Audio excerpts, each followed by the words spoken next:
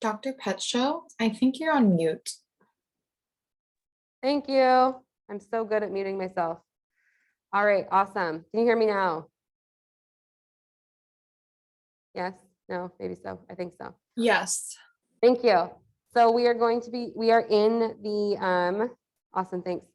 We are in the nervous system PowerPoint. Let me pull it up here again. I forgot the title. Nervous system part 2. That's the PowerPoint that we are in.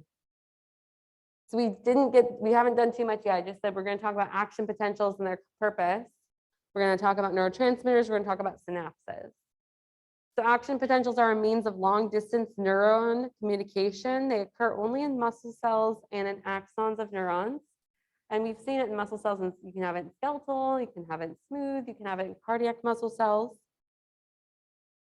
Action potentials don't decay over distance, so their force is going to be the same over a distance traveled.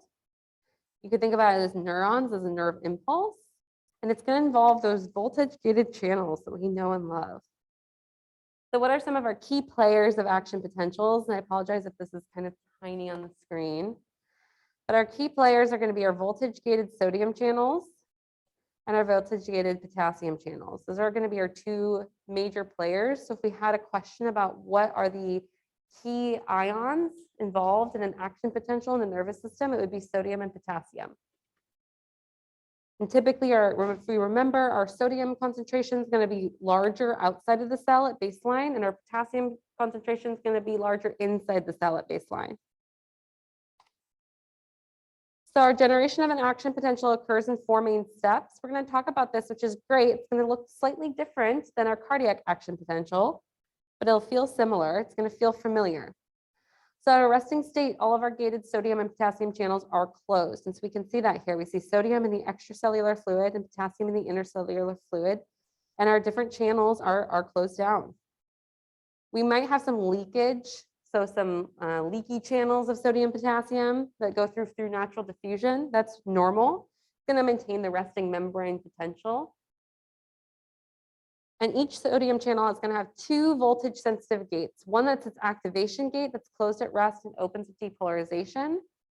Then one that's its inactivation gate that's open at rest and blocks the channel once it's open to prevent more sodium from entering the cell. So inactivation gate, open right now, is going to block when it needs to inactivate this channel. Our activation gate is closed right now, not letting sodium come through.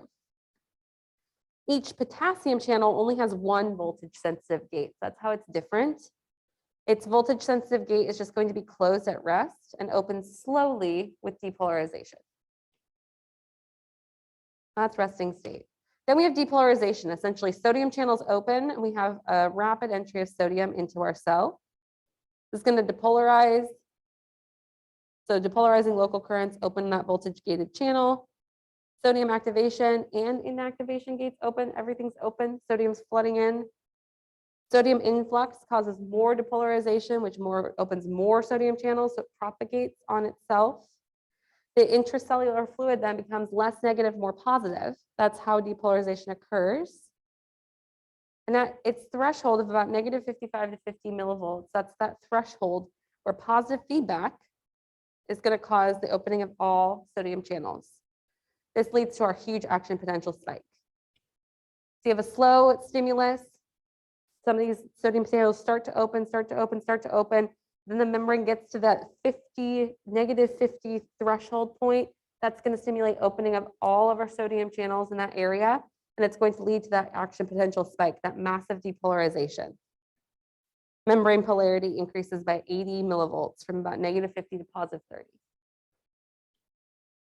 We then are going to have, once we have our depolarization, we're going to have immediate repolarization, right? We don't have a plateau like we do in the cardiac muscle. We don't have those funny channels or the calcium channels that are open, allowing for that plateauing to occur, because we don't need to. We're not needing to have 2 signaling, 2 actions happen. It's just 1. So once we've reached that heightened depolarization, sodium channels are now inactivating because the membrane is too positive.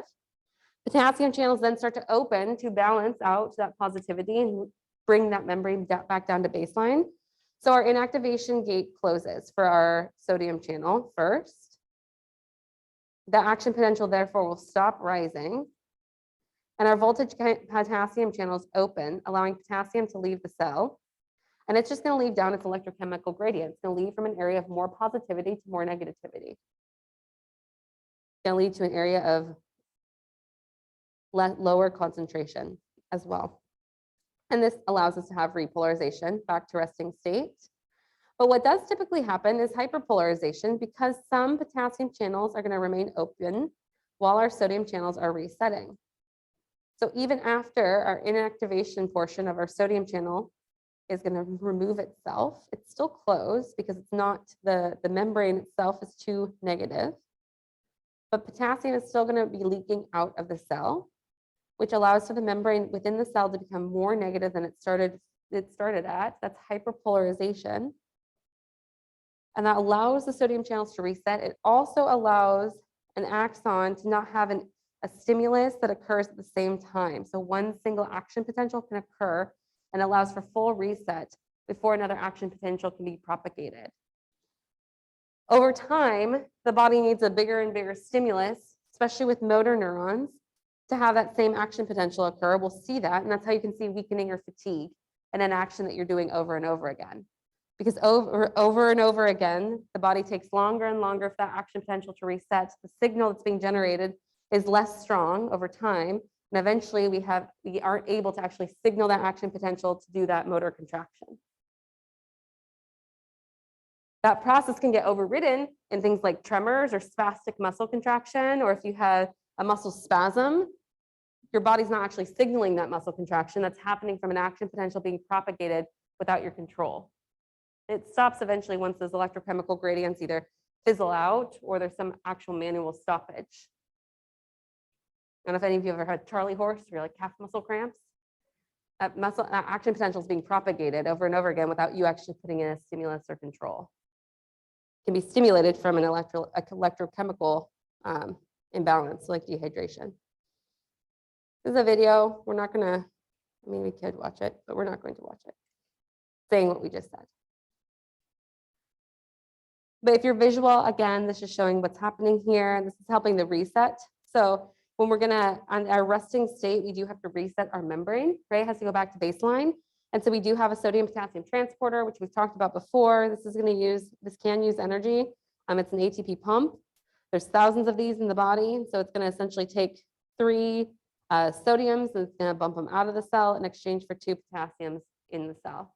That's going to lead to our membrane to go back to baseline and get our resting membrane. Not only are we at a resting membrane state electronegatively, but then we reset the concentration.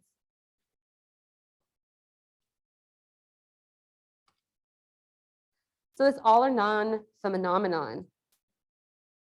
What slideshow are we on? We're on the PowerPoint, the nervous system, part 2. There was the intro to the nervous system, and then this is part 2 of the nervous system. Reset the membrane. So the resting state, we're not only resetting that electrochemical, we're not only resetting the resting membrane potential, going from hyper negative to our resting membrane potential state, but we're also resetting the, you could say, the chemical balance. That's why we have the electrochemical gradient gets reset. The electricity, the charges across the membrane get reset, and the actual concentration of ions get reset at resting state, at resting membrane potential. Yeah. So the all or none phenomenon is something that we need to just keep in mind. And that's not all depolarization events are going to produce an action potential. For an axon to fire, depolarization must reach that threshold value of like -50. So at our threshold, the membrane gets depolarized about 15 to 28 millivolts from about -60 or -65 to -55 or -50. Sodium permeability then is going to increase. Sodium influx exceeds potassium efflux, and that positive feedback cycle can occur that actually propagates depolarization. So either an action potential will happen fully or it won't happen at all. It's not going to happen partially. So that's the all or none phenomenon. Either it's going to trigger this, hit this state where it's going to propagate, or it's going to try, but it won't fully propagate. And that's how we can have weakness or atrophy over time. The action potential doesn't quite hit that threshold state, or it takes longer to hit that threshold state each time you're going to propagate that same contraction. So we're not able to do the same action forever continuously, right? Voluntarily. Or it's why something autonomically couldn't put the same action or same continuous input all the time. This is different than the cardiac cycle, right? Cardiac cycle has its own self-excitatory process in our SA node or AV node that's able to self-excite itself without having to put that nervous system stimulus. That's why it's different than a nervous system, a neuron action potential. So we've talked about how it's stimulated, then how is it propagated, right? So how we got the stimulation, we have to reach this threshold, then the positive feedback kicks in and it continues until the body generates the action potential, and then it hyperpolarizes, and then we reset. But propagation, how does it occur then continuously down an axon to get from its site all the way back up to the neuron cell body, or the location where it's actually sending the signal to the brain, to the central nervous system, or back the other direction, both directions. So propagation occurs, again, we have this action potential that's been stimulated. Our sodium influx through our voltage gates in one membrane area causes local currents that are going to cause opening of sodium voltage gated channels in adjacent membrane areas, right? So if we think about our, draw some beautiful drawings here. I know you all love my artwork. If we think about having our axon, we have our stimulus here. We have our, we'll say we have, this is our synapse. Lots of craziness, and it's going into one axon. And this is our membrane. And we have activation here. So we're going to have sodium coming in. That's then going to increase the membrane positivity here. And it's going to kind of also briefly increase the membrane positivity down here. And then this is going to sense that membrane positivity, and it's going to signal some opening of more sodium channels, which then is going to greatly increase the positivity here, but it's also going to have this effect of increasing local positivity. And then that's going to stimulate increased positivity here, and so on and so forth. And so it propagates. So adjacent cells and adjacent areas sense that localized current increase from the initial stimulus, and that's going to propagate this slow opening of sodium channels. But then once the threshold, the membrane threshold reaches that -50 to -55, it leads to positive feedback. All sodium channels open, leading to a large influx of sodium into the cell, which then propagates the actual action potential. So essentially, once initiated, once you get an action potential, it's self-propagating. It's going to spread down the whole axon. In non-myelinated axons, each successive segment of membrane depolarizes and then repolarizes. So like I showed you here, each successive segment is going to depolarize and then repolarize. The propagation in a myelinated axon differs slightly. It's able to travel through that myelin sheath without having to have each individual section depolarize or repolarize. And I'll show that to you in a minute. But since sodium channels closer to the action potential origin are still activated, even once the action potential reaches here, these sodium channels are still activated because it travels very fast. A new action potential can't be generated until they reset, which is why you don't have influx of multiple action potentials in one axon at once. It's only going to occur in one direction as well, because this is already depolarized. So because this is depolarized and this is not depolarized, it's going to move in the direction of non-depolarization. It can't go backwards once it's depolarized in membrane until membrane reset occurs. Then a new stimulus could happen. So again, if you're like a visual person, this is just showing kind of what's happening with this action potential. If you're a video person, this is a video of what we just talked about. So whatever type of media you like to see, we've got it for you. Once we've generated an action potential, there is this refractory period, like I said, where the time where a neuron cannot trigger another action potential. This is when voltage-gated sodium channels are opened. A neuron can't respond to another stimuli. And there's two separate types, and we're going to talk about them briefly. You don't need to know the calculations associated, but you do need to be able to tell the difference between these two types of refractory periods.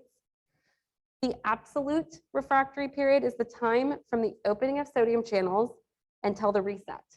So it's the time between from the open to the resetting, when we have that normal chemical gradient that occurs. It ensures that the action potential is that all or nothing, and it's going to enforce that one-way transmission. So that's your absolute refractory period. Your relative refractory period comes after your absolute refractory period. Your relative refractory period, most sodium channels at this point have reset to return to the resting state, but some potassium channels are still open, so repolarization is still occurring. This means the threshold for action potential generation is elevated because you haven't fully reset the membrane yet. So like I said, absolute refractory period is this time where you're reset back to baseline. Your relative refractory period is going to include part of the absolute refractory period, and then with this hyperpolarization section right here, before you get back to your baseline membrane. A normal action potential can't stimulate during this time of a relative refractory period, but a very strong stimulus could. So during your absolute refractory period, no stimulus can re-stimulate an action potential because you haven't reached resting membrane potential yet. You haven't gotten to that resting membrane state until the end of the absolute refractory period. During the relative refractory period, when you're going into hyperpolarization, in theory, an action potential that's really strong could re-stimulate a new action potential, but it's going to have to be stronger than normal because you're hyperpolarized. It's going to have to increase that membrane potential more than it normally would have to.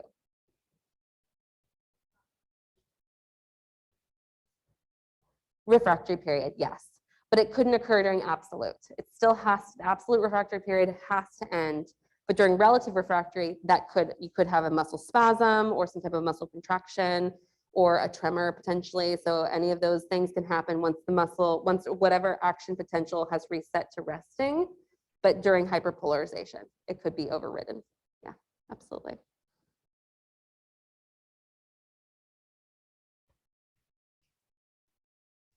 But that's all you have to know for this. You aren't going to have to calculate anything. Really, it's just knowing that refractory occurs during hyperpolarization. Absolute refractory is going to be the actual action potential stimulus as a whole. An action potential can occur during the relative refractory period. It cannot occur during the absolute refractory period. Think about that as absolutely no, an action potential can occur. But refractory, if I'm having, like I have the example of a disobedient dog, they could still not listen. And they could still generate an action potential.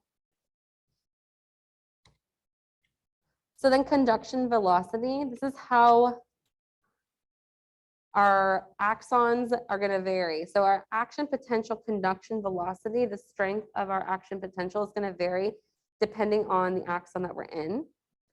The action potentials are going to occur only in axons, not in other cell areas. The rate of propagation depends on two things. So axon diameter, how big the axon is, and if it's myelinated or not, the degree of myelination. Larger diameter our axon fibers are going to have less resistance to local flow, so faster impulse conduction. So again, the larger the axon is, the faster the impulse conduction is going to occur. It's also going to be based on the myelin. The more myelination that has on the axon, the faster the action potential is going to be propagated. So we can see continuous conduction and saltatory conduction. So continuous conduction is just slow conduction that occurs in non-myelinated axons.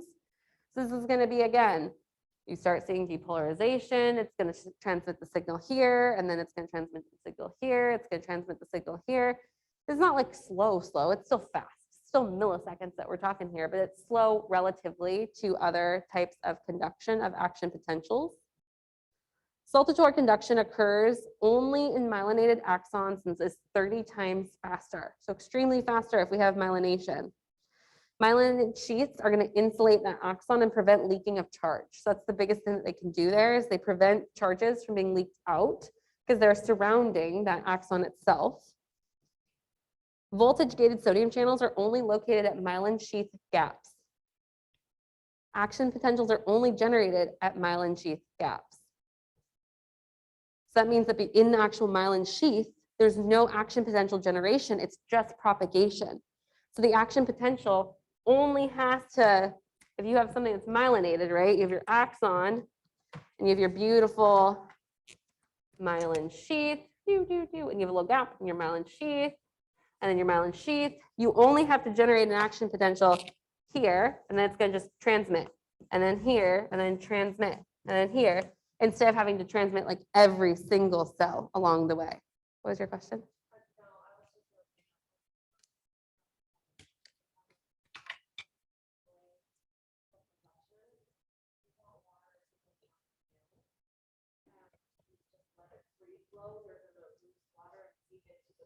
Yeah. Yeah.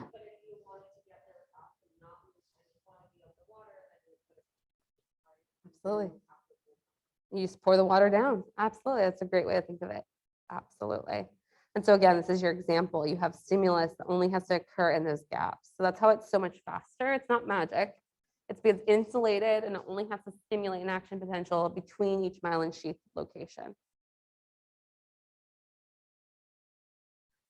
And again, just so you can see it more. Yeah.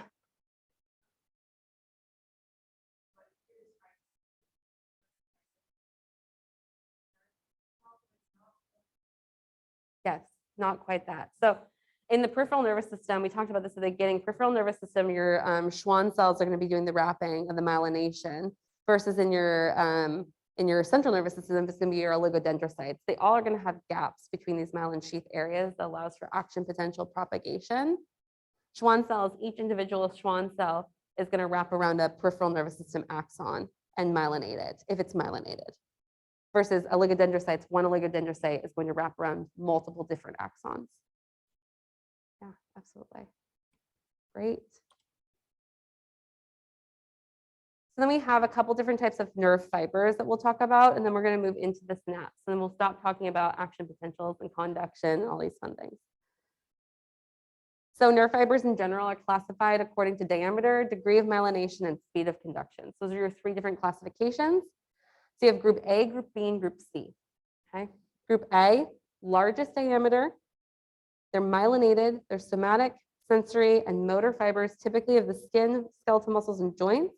And they're going to transmit pretty fast. Okay. So again, largest is the group A, which that makes sense, comes first. Group A, it's going to be myelinated, somatic, sensory, and motor fibers of skin, skeletal muscles, and joints. We want to have fast transmission of those signals. And that was, we can see 300 miles per hour, super fast, right? 100 meters per second. It's a very fast transmission. Group B fibers are intermediate diameters, they're medium. They're lightly myelinated, so they have some myelination, some not myelinated. And they're about at 30 miles per hour. And then group C fibers are smallest, they're unmyelinated, and they transmit the slowest. B and C groups include autonomic nervous system, visceral motor, and sensory fibers that they serve visceral organs. So these transmissions aren't quite as fast, but still pretty fast. I mean, 30 miles an hour, 2 miles an hour, like that's not slow. But our communication with our visceral organs, our viscera, is slower than our communication between sensory or sensation, muscles and joints, our movements of our body. Which makes sense. It's still relatively quick, but it's not going to be instantaneous.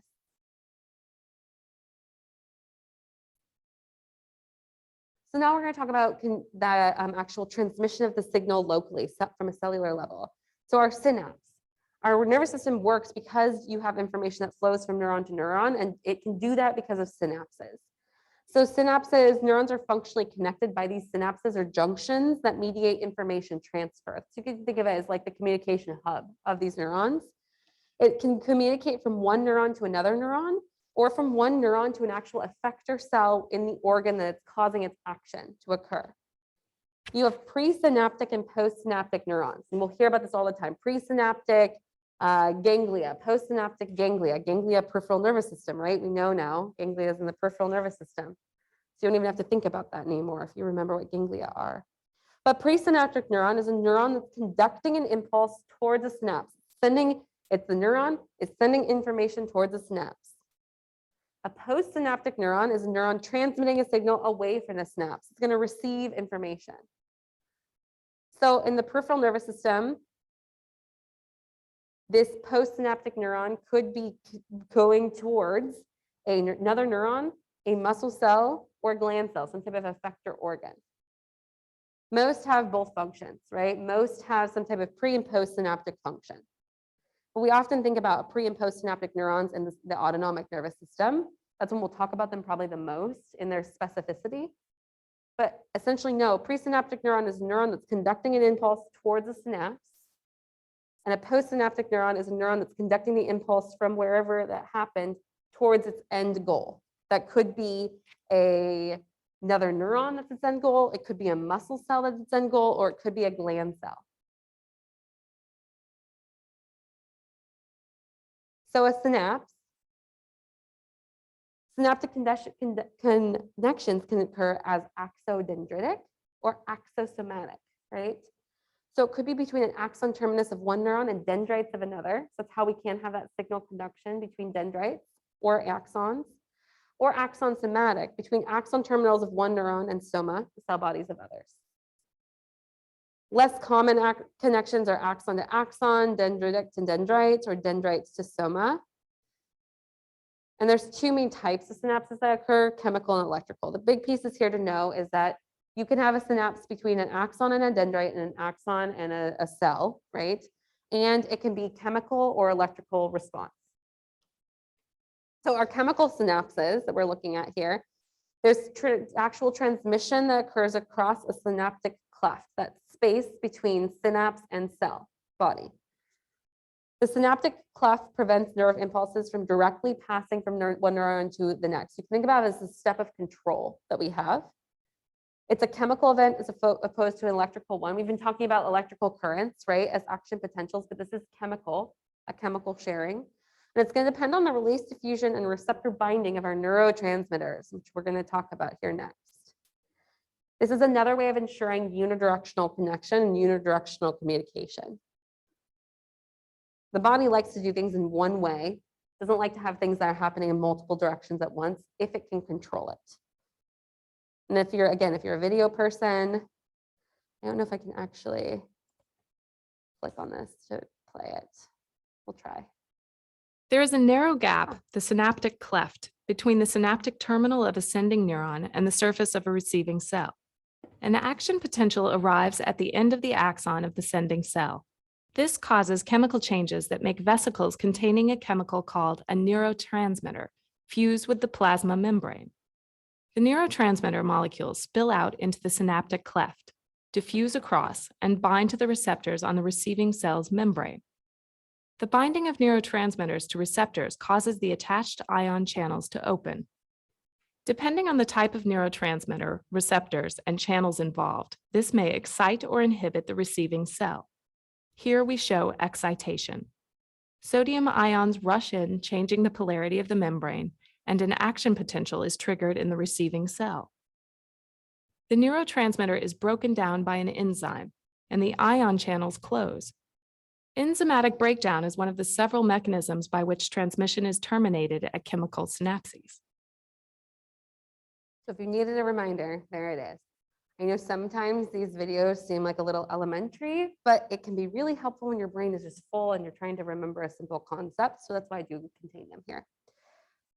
So what are our 6 steps in information transfer across action or across synapses? So the action potential is going to arrive at the axon terminal of a presynaptic neuron. So action potential has reached here. It's gone through its process and it's gotten to its synapse where it's going to send that chemical information. Oops. We then see voltage. Oh, wow, that's exciting.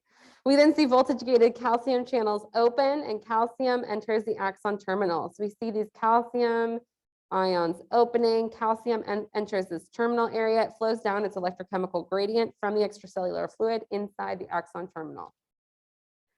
It's then going to cause those synaptic vesicles, these little circles here, to release their neurotransmitter. The calcium is what is going to trigger that release. And that happens when we have that action potential that reaches that positivity of the membrane that reaches the synaptic terminal. We'll have fusion of these vesicles with the end of the synaptic terminal, and it's going to release exocytose, those neurotransmitters, into the cleft, which is open space. The higher the impulse frequency, the more the vesicles exocytose, leading to a greater effect. So again, remember, action potential is going to be the same potential once it's propagated. It's all or nothing, but depending on how many action potentials are being propagated down that axon is going to depend on the strength of the response. So you have an action potential propagating, and then you have another action potential propagate, and you have another one propagating. If that nerve is having multiple signals, multiple inputs, it's going to lead to more neurotransmitter release before enzymes can break down neurotransmitters. More receptors will become saturated. You'll have a bigger response then, transmitting down that next axon. Okay. So neurotransmitters diffuse, they bind to their specific receptors, and they're going to open chemically gated ion channels to continue to propagate that signal. You'll see another graded potential then being created. So that's how we're able to transmit from one axon to either its cell that it's being affected, or one axon to another axon, right? From a nerve cell body, neuron cell body. And typically you're going to see either an excitatory or inhibitory effect. It can have both. So depending on your neurotransmitter, depending on the signal being sent, it's going to excite something or inhibit something. Then once that neurotransmitter has bound to its receptor, your graded potentials will continue. And then within typically a couple milliseconds, the neurotransmitter effect is terminated by either reuptake, by astrocytes. Remember, our astrocytes communicate with neurons, and they communicate with the blood, and they also are structural. So an astrocyte will take up those neurotransmitters that aren't used. Axon terminals can do that as well. Enzymes might actually functionally degrade and break down the neurotransmitters, or they'll be diffused through our circulation away. They'll go into central circulation, and there will be diffusion away from the synaptic cleft. So any one of those three ways, depending on the signal and the neurotransmitter and the location, will depend on which one of those occurs. So again, chemical synapses versus electrical synapses. So chemical synapses, there is this synaptic delay where it's the time that's needed for the neurotransmitter to be released, diffuse, and bind to receptors. It can take anywhere from 0.3 to 5 milliseconds. It's fast, but it is a delay in time, which is a rate limiting step in neural transmission.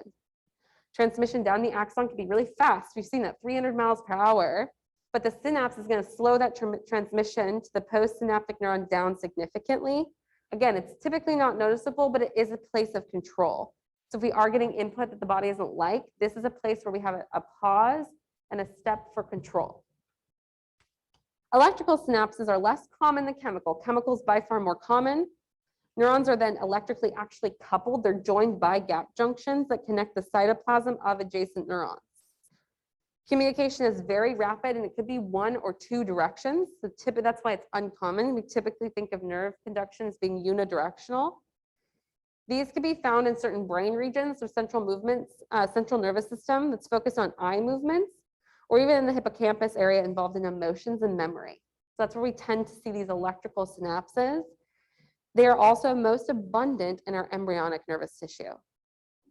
Typically, though, when we're talking about an adult, normal synaptic response, we're dealing with chemical. So it's only in these very specific regions in the central nervous system involved in emotion regulation, memory regulation, specific quick eye movements, or embryonic nervous tissue that you're dealing with these electrical synapses, where you have direct connection via gap junctions. You can see movement in one direction or the other.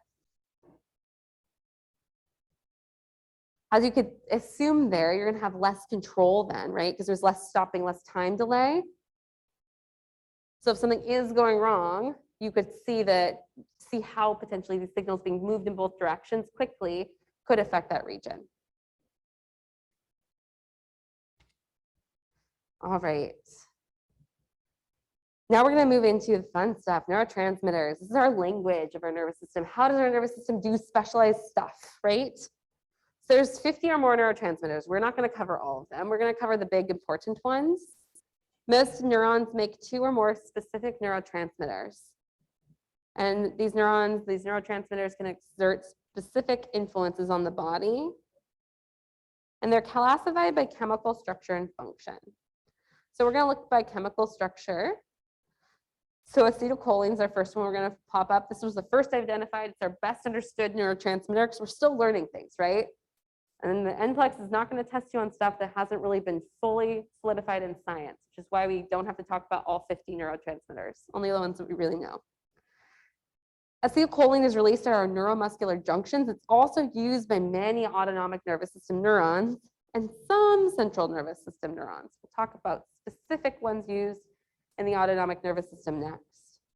Comes from acetic acid and choline, and it's created by choline acetyltransferase. That makes sense. It comes from acetyl acid and from choline, or acetic acid and choline. It makes sense if you combine those two words, it's going to transfer something to create acetylcholine. Great. It's degraded by acetylcholinesterase. That's some of its areas of control. So dysfunction of either of these enzymes can lead to dysfunction of acetylcholine in every different component of the body it controls. And we'll talk about some specific controls that it has here in a minute. Our biogenic amines, these include the catecholamines and the indolamines. So our catecholamines, we can think about them as dopamine, norepinephrine, and epinephrine, which are all made from tyrosine, the amino acid. Our indolamines are serotonin and histamine. These all are biogenic amines. They all are related, but have two different categories. Serotonin from tryptophan and histamine from histidine, which is great. All sometimes wildly used in the brain, but widely used in the brain. Both emotional behaviors, biological clock. We also see norepinephrine and some epinephrine used in our autonomic nervous system, and that sympathetic effect. And you can see imbalances associated with mental illness. That's when we tend to talk about these most, specifically dopamine and serotonin, but also norepinephrine. And a lot of our medicines that treat mental illness are playing on these biogenic amines. Again, we're looking at chemical composition first. So amino acids. Our amino acid neurotransmitters make up all proteins. Amino acids do. Amino acids make up all proteins. Therefore, it's hard sometimes to decide which amino acids also serve the function as neurotransmitters, but we found a few that pretty consistently do. Glutamate, aspartate, glycine, and GABA, which is GABA, gamma, aminobutyric acid. So if we had to choose some amino acids that were absolutely involved as neurotransmitters, it'd be these four, would be your big players. We'll talk about, there's some that are very excitatory and some that are more inhibitory, which we'll talk about here in a few slides, I believe. We then have your category of peptides or neuropeptides. These are strings of amino acids together. They have diverse different functions. Some big ones is substance P, which is a mediator of our pain signals. That's how I remember that one. Substance P mediates pain. Our endorphins, you think of our endorphins make us happy, right? So endorphins like beta endorphin, dynorphin, and kephalins, they act as natural opioids. They can reduce our pain perception. And our gut-brain peptides like somatostatin and cholecystokinin, which we've already talked about in metabolism, can play a role in regulated digestion. We know that. We know that they're secreted in our digestive tract, and they can either encourage or discourage our digestive processes from moving forward. There are other chemicals and molecules of digestion from being secreted and released. So these actually count as a neurotransmitter, specifically a neuropeptide. We then have some purines. Purines are monomers of our nucleic acids that have effects in both the central and peripheral nervous system. We think about ATP, the energy molecule, is now also considered a neurotransmitter. What does ATP not do in the body? Therefore, adenosine is a potent inhibitor in the brain, which is why you can see things like caffeine can block adenosine receptors. You can have caffeine effects on the brain and its function. And specifically, some of these ATP molecules that contain adenosine can induce calcium influx in astrocytes. If we have an induction of calcium influx, we're going to have a release of neurotransmitters. So it can have a stimulating effect on neurotransmitter release.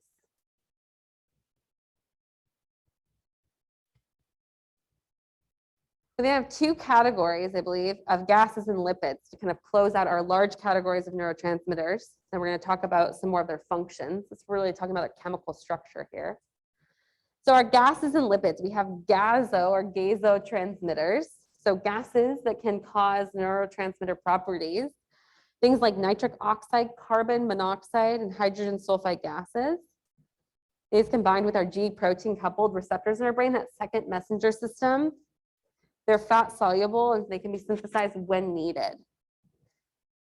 Nitric oxide, amongst many other properties and functions, can also be involved in learning and formation of new memories. It doesn't mean you should all take some nitric oxide while studying, but it can help with learning and inducing new memories. It also can be seen to support brain damage in stroke patients and smooth muscle relaxation. We know that vasodilation and smooth muscle relaxation in the intestine or really any smooth muscle cell. And then our hydrogen sulfide gases can act directly on ion channels to alter function. Carbon monoxide is typically a negative gasotransmitter, right? It's going to be causing neurotoxicity, but it can interact with the brain, which is why it still has that classification. And then our gases and lipids are endocannabinoids. They're going to act on the same receptors as THC, the active ingredient marijuana. They're the most common G protein linked receptors in the brain. They're lipid soluble as well, so they can pass through membranes. Again, also synthesized on demand, so they're not just hanging around, they're synthesized when needed. They're also believed to have some input on learning and memory, which is interesting, and involved in neuronal development, controlling appetite and suppressing nausea. This is why you see some cannabis use in that way. Our gases and lipids are by far the newest kind of folks on the block when it comes to neurotransmitters, as well as ATP, the purines. So I'd say if you're going to focus your study, I would focus on these three sections the least, and the first three sections the most. Your catecholamines, your biogenic amines, your peptides, neuropeptides, amino acids, biogenic amines, and acetylcholine. Those would be your big players versus your purines and your gases and lipids less. Those are newer folks on the block. So I want to get through some functions of these neurotransmitters a little bit more like excitatory versus inhibitory. And then we'll finish this one up and then we'll take a break and then we'll move into the autonomic nervous system. So neurotransmitters, like I mentioned, can exhibit a great amount of functions. We're going to talk about effects and actions. So effects, we can have excitatory versus inhibitory functions in the body. So we can see neurotransmitter effects can be excitatory, so depolarizing, or inhibitory, hyperpolarizing. So that's what I want you to think about when I'm talking about excitation is depolarization or stimulation of an action potential. Versus inhibitory, it's going to be hyperpolarization, inhibiting an action potential or making an action potential have to be stronger to get through that signal. So anytime you hear a amino or neurotransmitter being excitatory or inhibitory, think about it in relationship to action potential or generation, because that is what we talk about. That's our communication in our nervous system. And the effects are really determined by what receptor it binds to. So typically, this is not always, but typically, GABA and glycine are almost always inhibitory. So they're going to cause hyperpolarization of membranes. Versus glutamate is almost always excitatory. And then others are both. But these are really good NCLEX questions, right? So GABA and glycine, inhibitory, hyperpolarizing, glutamate, excitatory, pretty much always. That's a pretty safe, like all, or always. Glutamate is usually excitatory, depolarizing. Acetylcholine and norepinephrine are going to bind to at least two different receptor types with opposite effects. So acetylcholine is excitatory at neuromuscular junctions in skeletal muscle, but inhibitory in cardiac muscle. Again, acetylcholine and norepinephrine are involved in our autonomic nervous system. So they're going to have both stimulating and destimulating effects, right? Inhibitory and excitatory effects. So they're going to do different things depending on which organs they interact with, depending on which part of the autonomic nervous system they're a part of, right? We will get to it more in our next hour. Then you can also have direct versus indirect actions. You can have excitatory and inhibitory or direct versus indirect. So our direct actions is the neurotransmitters binding directly to and opening ion channels. What's that video we saw? Binds to a receptor, directly opens an ion channel. That promotes rapid responses by altering that membrane potential right there at that synaptic cleft. Your examples of those, acetylcholine does this, as well as your amino acids. Indirect action is the neurotransmitters acting through a second messenger system. This is going to be longer, right? It's going to have to propagate a second messenger system process, which just takes more time. Typically, G proteins is the second messenger we use. These have longer lasting effects, and they can look like hormones. So our neurohormones would fall more into this category. So biogenic amines, so our catecholamines, our neuropeptides, and dissolved gases are going to have this indirect action. versus our acetylcholine and amino acids are going to have that direct action of binding and causing direct membrane shift in membrane potential. We then have a few other players that we have to consider. So neuromodulators, these are chemical messengers released by neurons that don't directly cause an excitatory or inhibitory potential change. That's what the EPSP or IPSP. And if you can see here, I think I listed this somewhere. Maybe I didn't.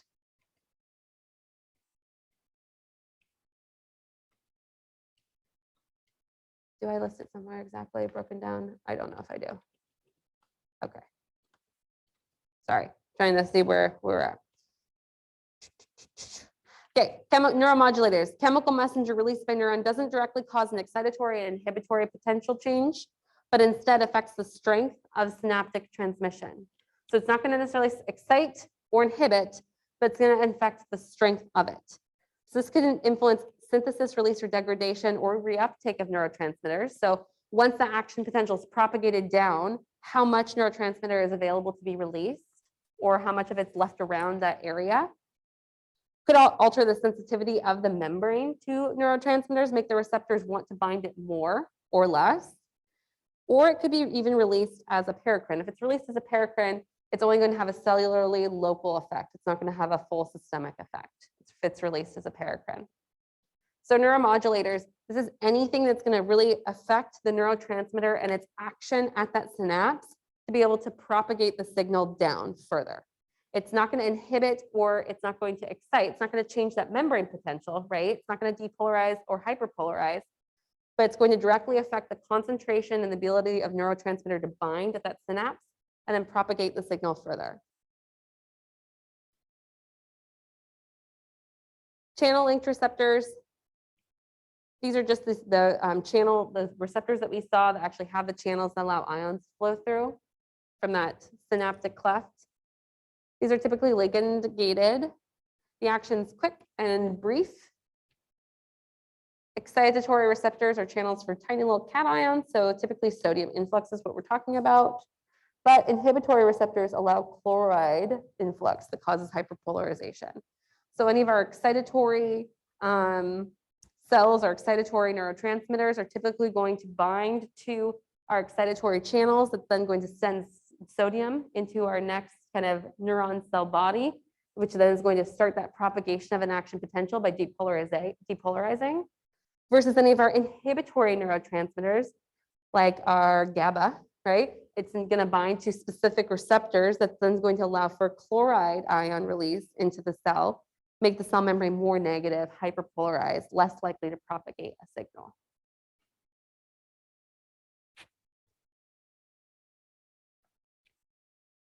How questions could be asked would be like, if you're have hyponatremia, if you're in a low sodium state, and you are, are you likely to have an increased stimulus at your action potential, decreased stimulus, no change, or something completely random they'd probably throw in there. So if you have less sodium available in the blood, you're low sodium hyponatremia, you're going to have less ability to flow sodium into those cells, less depolarization, you're less likely to be able to signal an action potential. Other way it could be like to asking about chloride, right? You have secretory diarrhea, you've lost chloride through your diarrhea process, you have less chloride in your blood, you have a hypochloritic state, then if you have what neurotransmitters could potentially be affected in their ability to inhibit an action potential. You'd be looking at inhibitory neurotransmitters because chloride's involved in inhibition via hyperpolarization of the membrane. So you're thinking of GABA, glutamine, those type of things, or glycine, GABA, glycine. Glutamate being excitatory. That's how I've seen those questions kind of asked before, is having you make connections between ions, neurotransmitters, inhibition, or excitation.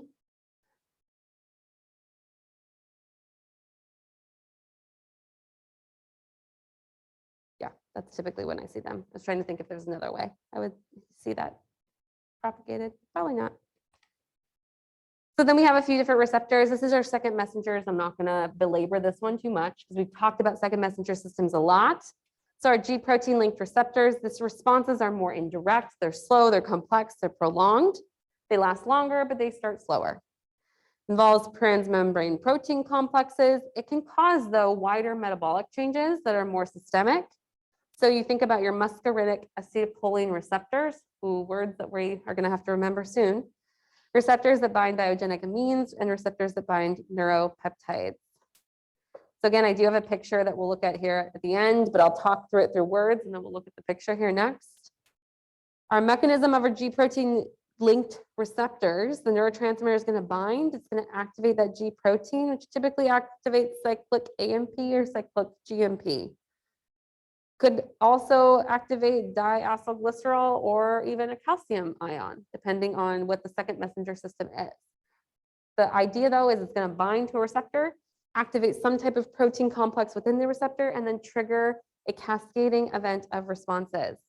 Typically, second messengers are either opening or closing ion channels to propagate either hyperpolarization or depolarization of a membrane, activating certain kinase enzymes, phosphorylating channel proteins, or activating genes to induce protein synthesis. So you could see neurotransmitter synthesis increased or decreased. You could see phosphorylation of channel proteins increasing the ability to bind to neurotransmitters or even create or bind to those receptors that allow sodium or chloride to come in. Activating kinase enzymes could be creating enzymes to degrade excessive neurotransmitters to shut down a response. So these second messenger processes can do pretty much every action we've talked about, but they're going to be slower and it's going to last longer. That's really what I want you to remember. And if you're visual, this is what this process looks like. It's no different than any other second messenger system we've looked at thus far, except for its neurotransmitter instead of hormone, which is when we talked about this last time. Made it. Awesome. We've gone through half of our neuro so far. I'm going to stop the recording. It's been another hour.